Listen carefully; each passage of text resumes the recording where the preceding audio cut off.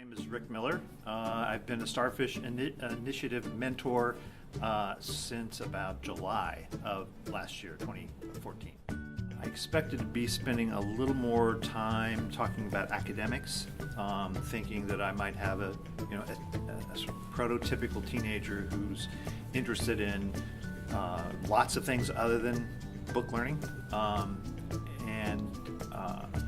When I discovered that wasn't going to be an issue at all, I had to sort of rethink, okay, well, how can I still help this young man become successful through high school, into college, and out into the so-called real world.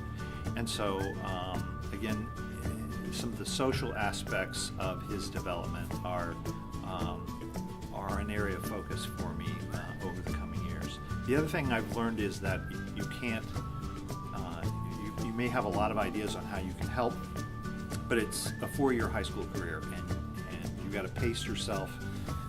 You can't give the poor kid windburn from all the great ideas you're going to blow his way, and to be patient and think about, this is a young person who's still growing and still evolving into an adult, and that some topics or some areas that you might want to work on are probably best left until a little bit later in their high school career.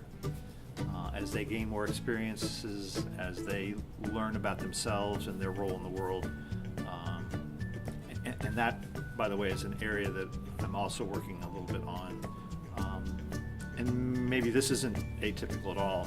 He's not aware of much outside of his own little world, and so we're sometimes talking about events that occur, nationally or internationally, that he may have picked up a little bit of on the news, but isn't really engaged with at all. And so I try to weave some of that in, just so his antennae are up and he's thinking about things outside of his immediate domain.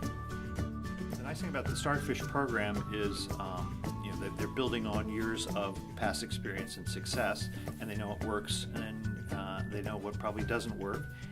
At the same time, I think they're willing to experiment with new ideas, because that just keeps it fresh for the staff and for the scholars and mentors.